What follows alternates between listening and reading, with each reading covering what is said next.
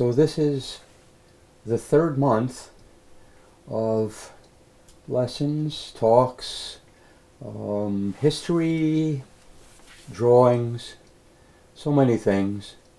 The third month, even though I have been doing these for far more than 3 months, I have begun to organize, hopefully in some useful way, the lessons for the university. And so, after probably 8 months, here I am sitting and saying this is the third month's lessons. Mostly that refers to a little better organization. Why would it take me, over 30 years to begin to organize this into lessons? Well, imagine that you had to organize lessons to a group of people who were born blind. They have never seen. And you were to teach them what a candle flame looks like. There's a lot to what I just said, even though it appears to be so simple. A candle flame is a fractal. One of the most important parts of emergence, learning emergence, is that our understandings of the nature of the world only refer to fractals. Fractal patterns are recognizable patterns. A candle flame is recognizable to a 5-year-old after a single time of being told. Recognizable patterns that always repeat. The pattern again and again and again and again and again and again. You see these variations of candle flames, and a recognizable pattern that always repeats differently. Never the same way twice. Not even the same candle burns the same way for not even a second. The changes are ongoing, and the candle flame never pauses. So, why is it so hard to organize lessons about emergence? Because teaching emergence is like teaching people who were born blind what a candle flame is, what it looks like. Not what it acts like, not hot or cold, not the purpose, not the behavior, what it looks like.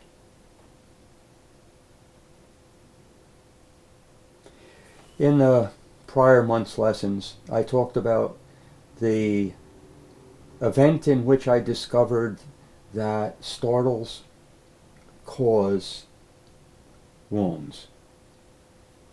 Why say it so slowly? Even said slowly, it makes the mind go blank. Pay attention as you're listening to me. Try to stay present when I say those 3 words again. Startles, cause, wounds. This is the beginning of every single thing I have discovered. Things came before it. My many years of studying Buddhist meditation, studying, practicing, learning, making it my own practice, all those years of AA. Many things came from the ideas in AA, which then came from many other places. Spiritual ideas are eternal. We just rediscover them. But why is this so difficult? Why is it taken me so long to even begin to organize this? My answer may surprise you. I don't know. It's the strangest thing to know a candle flame, and yet were I to be asked for any candle flame in the universe ever created, past, present, future, what direction the flame is going to move in next, no one can say. I suppose I could narrow it down, because if the candle flame moves to the left, it might move more likely to the right than the left again, but we can't know. This is the miracle of emergence and the things I'm teaching. You see, The things in emergence are some of the few things that we can know. We can know fractal patterns. And it is a difficult word, and yet it's a simple idea. Recognizable patterns that always repeat differently. So the idea that getting startled, painfully surprised, is what causes us to have a part of our mind submerge, be inaccessible visually. That the 3 to 5 second pattern that precedes that startle is what causes us to relive that startle. Relive it enough times, and we're blind in a certain area of our life. And if we're blind, we can't know we have needs in that area, and we don't meet them. Hence the suffering grows, greater and greater over time. We come to accept that that's just, and now fill in the blanks with some logical explanation. Perhaps we fill it in with the new therapist we get, or the hope that we have for the new seminar, or the book we just read, and it all makes sense. But the truth is, making sense of something logically says nothing. Try to logically explain a candle flame and what it looks like. Logically. Not naturally. Logically. So, last month's lessons, month number 2, there were 5 lessons about things that I discovered early on and early drawings that describe wounds. In this, the first of 5 lessons for this month, I'm going to talk about how I discovered healing, which is the complementary opposite pattern to getting wounded. Healing. We'll learn in the future, I'll talk about in the future, how there are only 4 fractal patterns, categories, ways things look when we change. Changes in the mind. There are only 4 kinds of changes, and as everything is a 2 that are 1, 2 of these changes are temporary, and 2 of these changes are permanent. I knew none of this in 1996 in September, when on a Monday morning, I was a little behind that day, and I had a first appointment at 8 a.m. That was normal. It's normal for many years. And I was on my way to work, but the preceding week I had gone for my somewhat annual physical, and my doctor was what you'll come to learn or already know about is a character type 1. He was a smart man, but boy did he not care about me being alive. He cared about me as a kind of science project. And he had sent me for blood tests, which happened every year, and he was trying to say to me that my life was threatened by my medical condition. I was then in my 40s, and he was saying to me that my cholesterol was so high that I would likely die. This is the way he said it. I would likely die if I didn't change my life.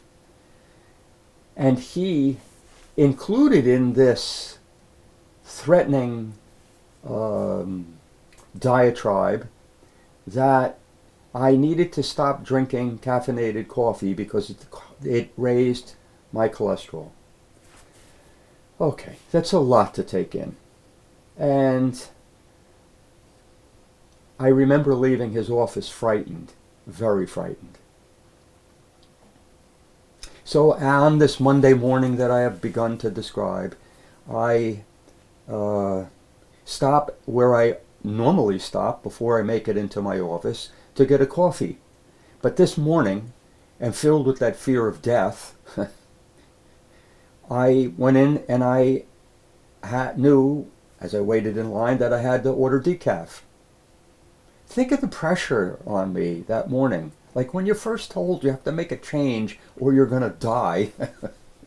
It certainly isn't something simple where you go, oh, you know, I really should. No, that morning, and because of how this man who didn't know I was alive and treated me like a science project, the way that he just matter-of-factly told me this, it was a part of why I was afraid. Okay, so I get up to the counter and I have anxiety. And I see the person behind the counter and I order an extra large decaf, as I'm not going to be able to leave my office for many hours. And so the person says calmly, now I can hear this, at the time I couldn't hear it this way, says calmly, we don't have any. I'll have to make some. Now, I am in a hurry because I don't want to be late and leave somebody at my office waiting and getting anxious. I have the anxiety of the insane medical doctor telling me I was going to die, and I was thirsty and didn't want to think about not having something to drink in the next 4 or 5 hours. So I go, okay. So the way that I just said the okay was what it looked like on the outside. But on the inside, I was mad. It's Monday morning. It is 7:55. How can you possibly not have any decaf? Right. Now I can laugh in hindsight, but I wasn't laughing that morning. I was angry. The great me. You have no decaf for the great me. So I get my decaf, I make it to the office maybe a minute late, and quickly forgotten because I immerse myself in the attempts to help other people to change lives. That's what I live for, even then. And this is now September of 1996. Okay. So it is now a month after August 1996, okay. But in August 1996 is when I discover the nature of wounds is that people get startled. And that when you get startled, you go blank. And then when you act badly, no matter who and what you have considered before, if you want to, you don't want to, you think it through, you don't think it through, in the moment of doing harm to self or others, you go blank. Because that's how we can harm. We go blank. Now this is a big thing to take in and I'm setting it aside. But now here it is a month later and I have not integrated any of that. Just as you likely haven't taken it in as deeply as I have over these decades. I had not taken it in much at all. It had amazed me. And I had had it emerge in me that this was the nature of these things. But then to know all the things that I described last month about how do you identify a wound, you know, how do wounds, what's the nature of wounds, what happens when you heal, all these other things, I had none of that. So on this morning I get to work, I'm immersed in it, I soon forget it, I go home. The next night, it's Tuesday, and I don't see people on Tuesdays, and the next night I am again a little late. I am now going to an AA meeting, and I think it was probably a 7 p.m. meeting, and I'm late, and I'm 10 minutes away from the meeting, but I don't have much time. And I go into a different Dunkin' Donuts. And now I'm still feeling this fear of dying if I drink deep, caffeinated coffee. But whatever, I ask for decaf, and the young person behind the counter goes, we ran out. I'll have to make some. Now I say okay, but as I picture it and relive it in my mind, I can picture myself looking down and to the left. My left.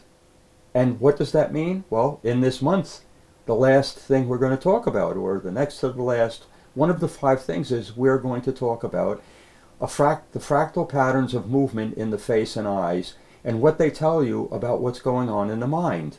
Oh, this is a very valuable thing. But for now, all I can tell you is I look down and to the left.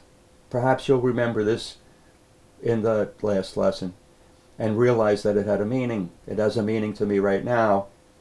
And the meaning means I feel a whole lot, but I want to lie. I am going to lie about my feelings. And so I did. And I said yes.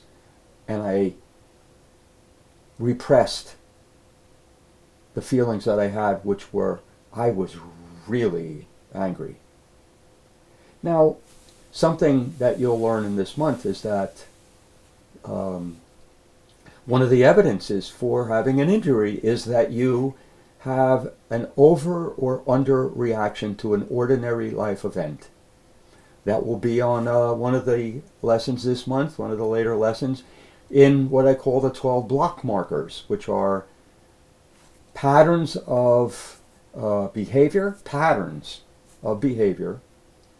experience, even if they are, the behavior exists only in your mind, they're patterns which, with certainty, point to a wound. They don't tell you what the wound is, they don't tell you the pattern, but they say it exists in this little period of time. These things indicate a wound, and a significant over or under reaction to an ordinary life event. I'm ordering decaf. They don't have any, it's a coffee shop. Duh. I wonder how many times they run out of decaf in a day. It didn't occur to me then. Over and over again. The pots are not gigantic. Okay. But on that night, when I feel in a hurry, as I did the morning before, I feel in a hurry, I am going to be late for something, I'm afraid of missing out, I suppose, but I don't know that that thought went through my mind then, but you can understand the kind of feelings that I might have had at that counter that night, although probably not at the level of wanting to leap over the counter or at least scream at the person. Okay. Now, are you getting the 2 that are 1 here about my state of being? I am desperate to get to an AA meeting, not because I am afraid that I'll drink alcohol. I am desperate to get to the AA meeting because I need it to stay sane at this point in my life, certainly. And here I am, insane, because I am going to be late to the meeting that's going to get me sane. Okay. Notably, I am not able to relive the injury the way that I did then. And this is something that you hopefully you took away from the lessons last month. That when you heal part of the wound, and it is no longer accessible, and you can't relive it in the same way ever again because part of it is now inaccessible. It's replaced with joy, and you're seeing me laugh again and again, involuntarily. Not because the story is so funny, it's not, but because of the emergence. Now, I haven't had it at this point in the story, but I have now had it decades. And yet I still laugh when I relive it. Okay, so now go through the week, and I don't know about it because I don't remember, but I know I saw people on Wednesdays, and evidently they must have had decaf, but I don't remember. And on Thursday, I don't remember. But on Friday morning, that week, in September 1996, I go there and I am again late. And somebody could say, what the heck, you're late. Yes, I was late again, and I know only after the fact that I had an injury about it. Something that never occurred to me. Not to be talked about today because it's important.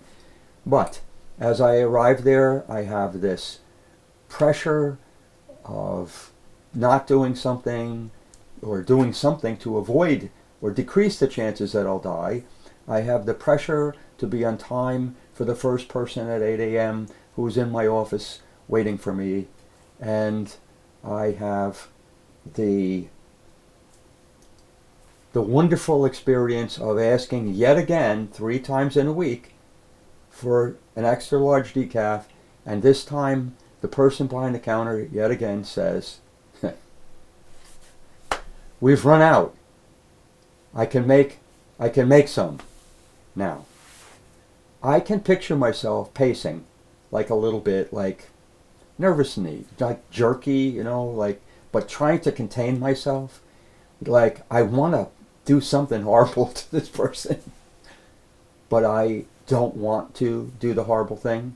Oh, I want to do it to the person, but I don't want anybody to see me. After all, I am a therapist. I'm supposed to be able to help other people. What about the fact that I'm a lunatic right now? I don't want that out in the world.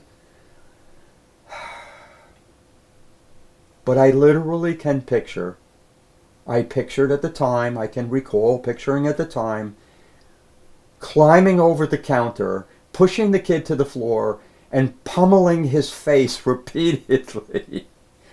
Now, you might go, why the hell am I laughing? That's a horrible thought. I'm laughing because I had an aha.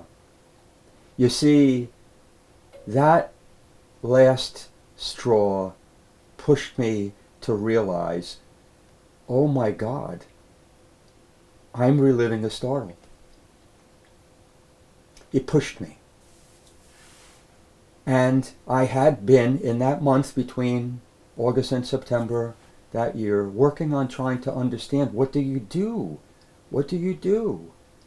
You have a startle. Okay, how do you discover what event it was, or the pattern? Now I would say the pattern, then I would have said the event, because I thought it had to be the literal event that you discover.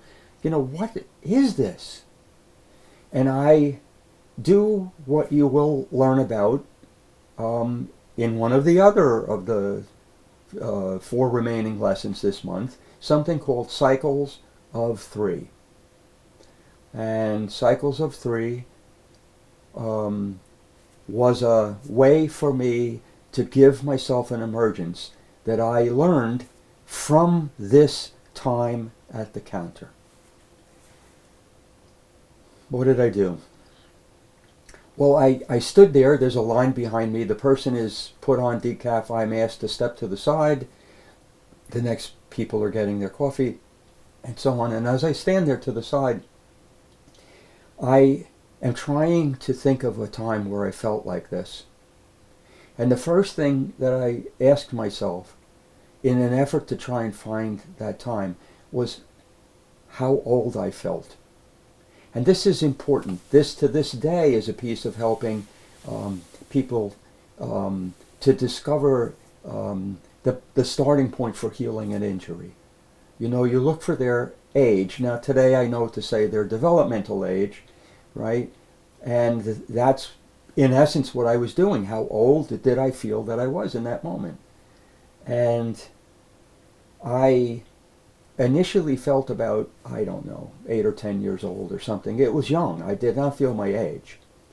And then I asked myself, what am I feeling? Not why, not where am I, what am I feeling?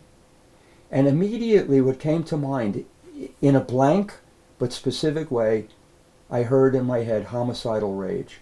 I felt angry enough to want to kill the person behind the counter because they had no decaf. But I didn't think any of that, and I did not laugh. And I am feeling a mixture of anger, and anger turning to sadness. Very, very visceral sadness. And then I asked myself where I am. Where am I? What is happening? And I can't see it. Now that's the cycle of 3 things. To ask my age, how old do I feel?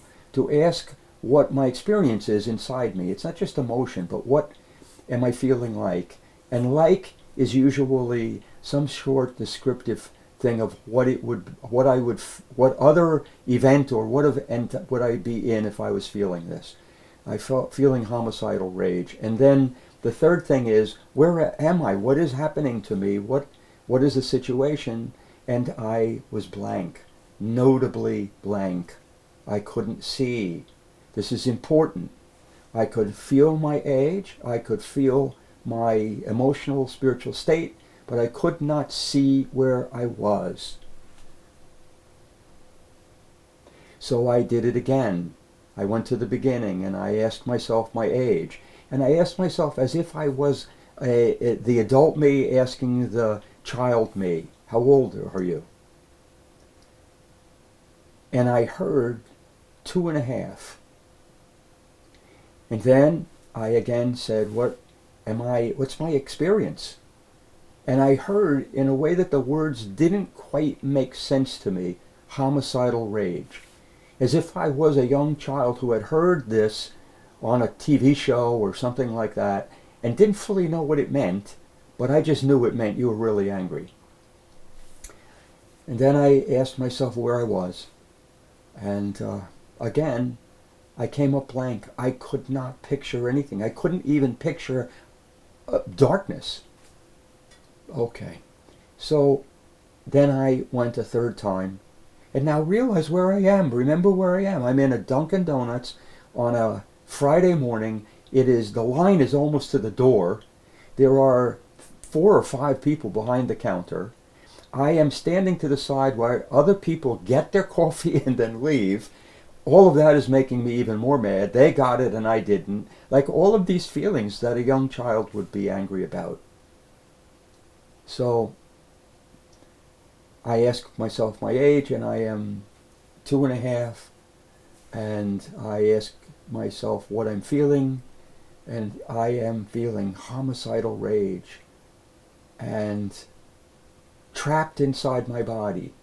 Trapped. The rage is trapped. I want to lash out at something or someone, but I am restraining myself. And I look for where I am and I see the scene. The scene, this event where the word comes from, emergence. The scene emerged. I am 2.5 years old. I am picturing this as I am telling you. And in front of me is my mother, who was then maybe 33 years old, 32 years old. I am so short that I'm like looking at her legs and, I'm looking up. And I can't even see her waist. And I have asked my mother for water, a glass of water. I'm thirsty, very thirsty, and impatient. And at 2.5 years old, anything you need feels like life and death. That's important. Are you beginning to put the pieces together about the pattern? Hopefully you are. I see the scene and I have asked my mother already for a drink of water. And my mother, who often had bad days, after all she had schizophrenia, she said, "You'll have to wait."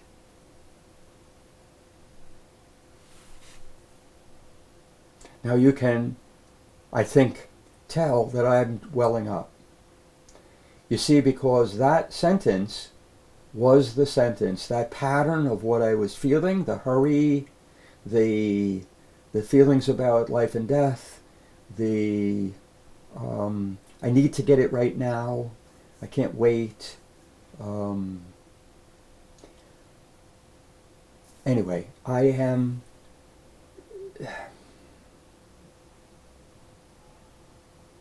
now I am repressing what's happening now because I no longer am angry. It feels as if it melted away, like it was just gone. No more anger. But in its place, I was choking back tears, but not just like a little leaking. I mean, had I been by myself, I would have been sobbing. I would have bent over, similarly to how I did at my dad's funeral. I would have bent over at the waist and just sobbed.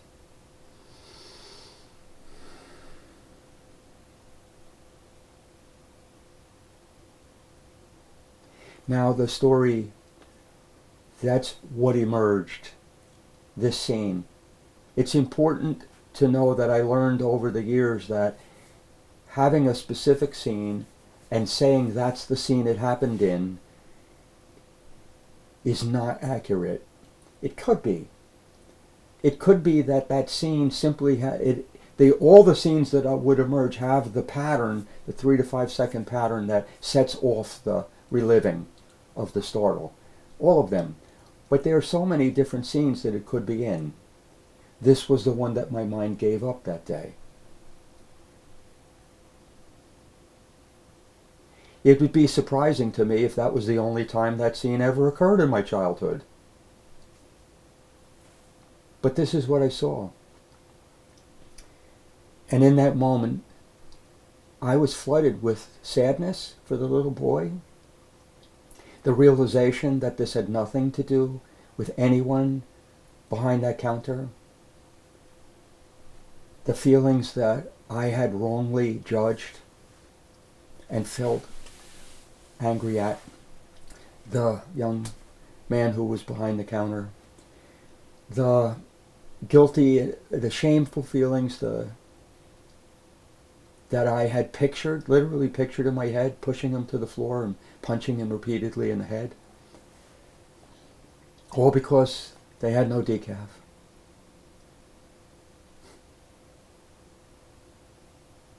I went to work that day, and as I have done for all the decades that I have been a therapist, I showed up for life. I was there for everybody that day, and I did my best to hold off on processing what had happened to me until my day was done. I thought about it on my way home.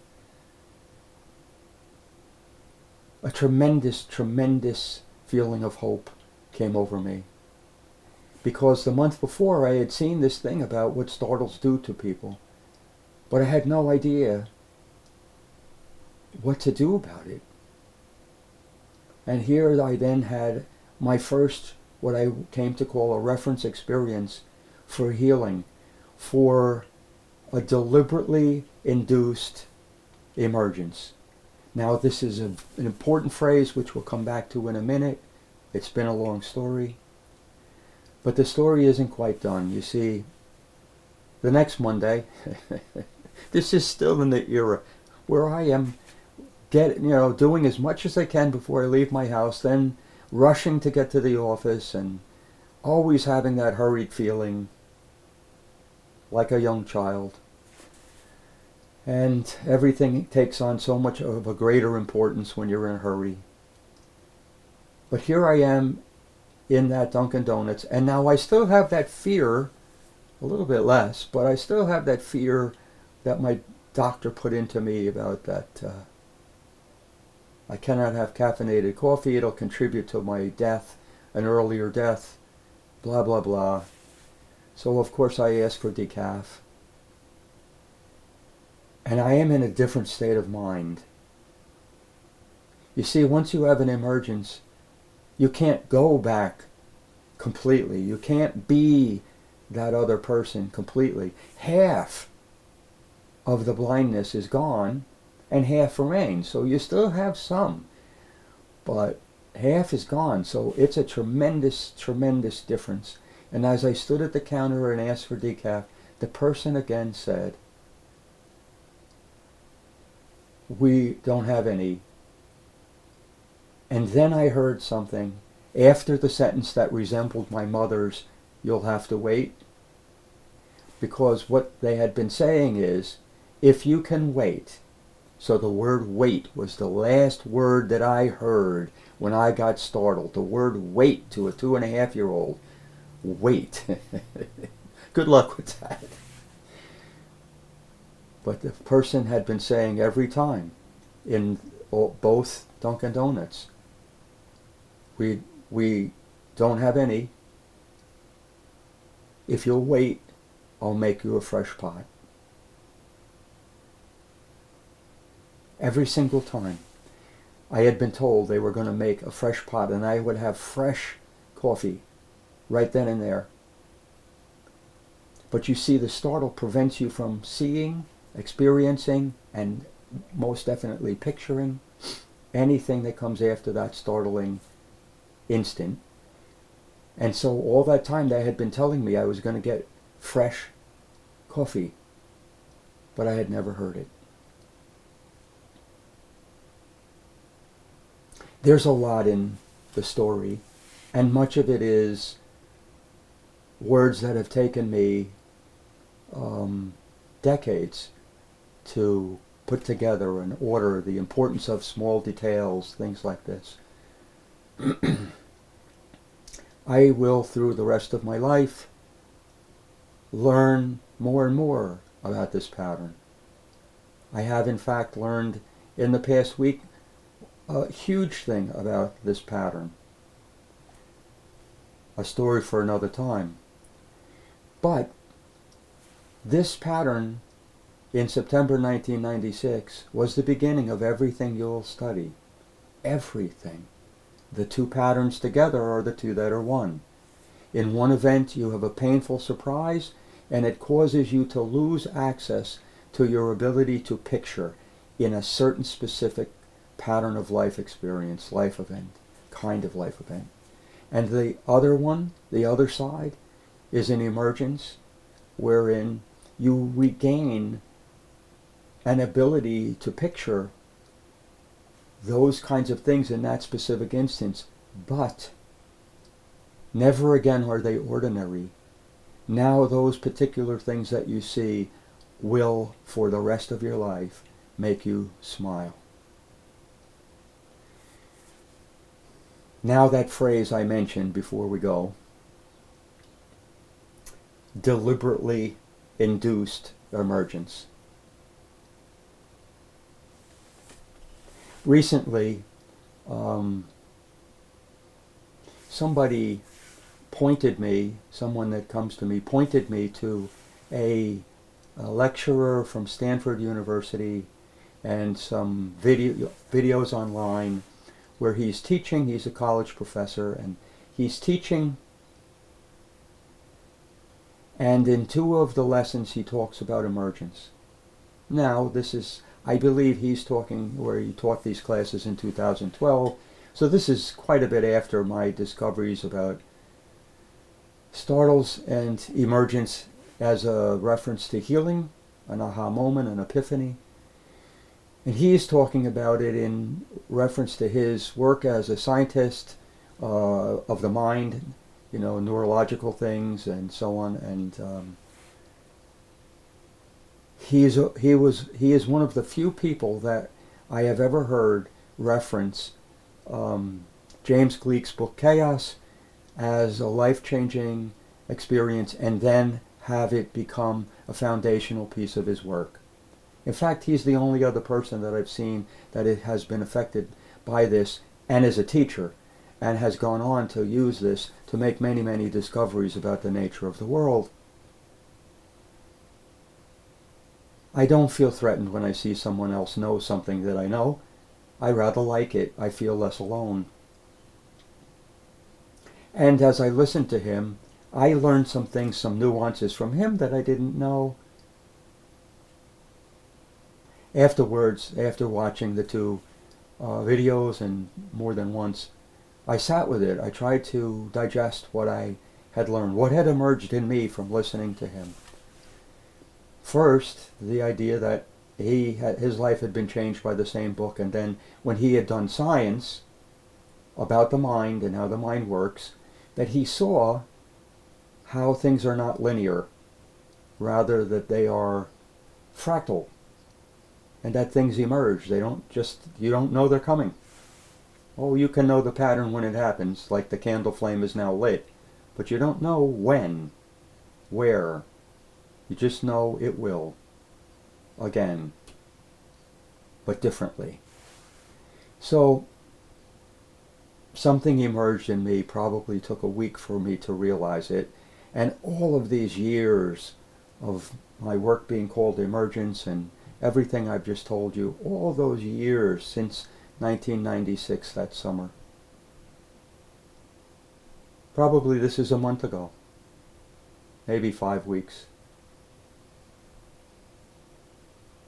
I realized that what he was talking about, and what is referenced in James Gleick's book, that word that term, references things that occur in nature as a part of nature.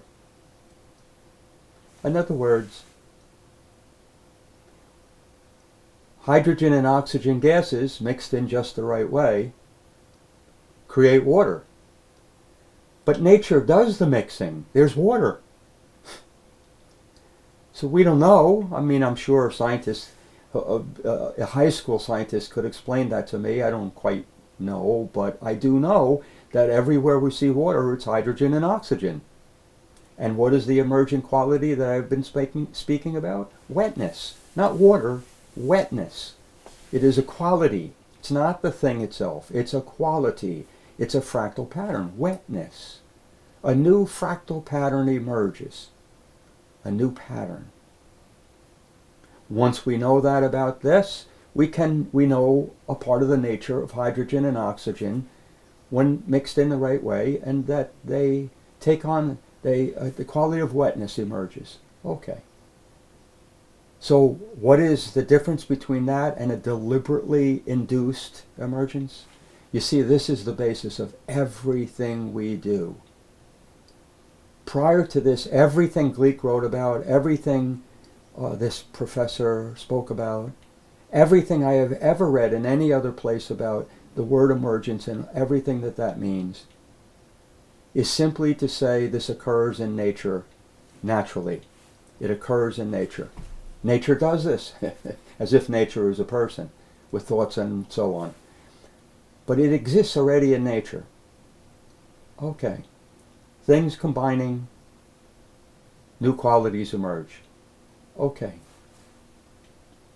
But with emergence practitioners, this is what you are studying to become, emergence practitioners are the only example that I can find. So I can't rule out, because I can't have seen everything, but I cannot find a single example anywhere else where people understand what an emergence is, and they know the nature of upping the odds, creating a situation, a representative event, in which that previously submerged part of the mind emerges. Not only emerges, but the person falls in love with what they see, falls in love. Like the first person to understand that hydrogen and oxygen put together in the right way, the right time and place, that wetness emerges.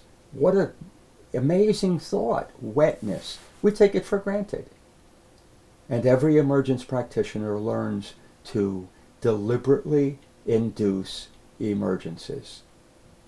We're not just observing something that happens in nature without our interacting. We are creating these things. Now, creating means upping the odds. I cannot create a candle flame, a lit candle flame, where I know that the first movement will be to the right. That's absurd. And I cannot know when I sit with a person exactly how and when they're going to emerge from a particular injury. But I do know that as an emergence practitioner, I know the patterns to look for, to identify, narrow down the 3 to 5 seconds of experience that's provoking this. I learn to be able to imitate it enough to provoke it in the person sitting across from me, and I learn ways to make the person have a higher than normal chance to emerge from that through laughter. That is as succinctly as I could ever describe the foundations of everything we do. Some might say, what does this have to do with learning? And quite honestly, you cannot learn something that you haven't been startled by not knowing. This is a bold claim, not for discussion today. But that's why the light bulb moment. You see that pattern? The light bulb moment is like the bright light on our faces when we have that realization. That's not the same as understanding something you are being taught and you get the idea of it. No, that's the difference between I knew at 6 what a gas pedal was, I could point to it, but I knew about it. I only learned it when I learned to drive at 15. Then I knew all too well, because I'd step on it and would like jerk the car, and my father, being a typical Italian man, would, "Rah! What are you doing? You're going to kill the car." Can you tell I've had an emergence about my father's anger? I used to be so frightened, and now this is one of the things I love about him the most. Anyway, we've talked about a lot today, and this last idea that what we do is we deliberately induce emergences, it will take a while to absorb something that large. Hopefully, what I've given you today is at least the first two that are one about emergence. My first realization of startles and my first emerging from a startle. That pair of events in less than 2 months changed my life, and it has changed the lives of many people around me. And for that I am very grateful. I feel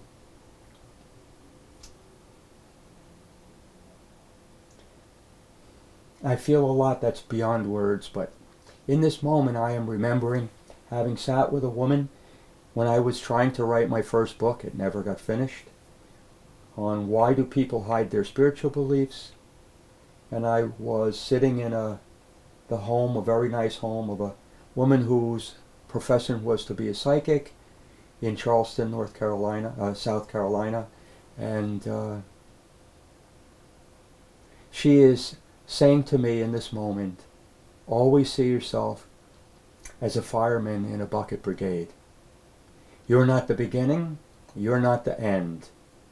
You take the bucket from somebody and you pass it to the next person.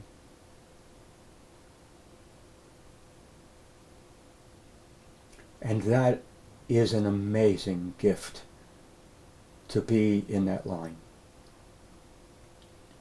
And it is an amazing gift for me to have you in that line with me, to join me, to pass the bucket, so I'm not holding it all by myself. I'm so glad you're here.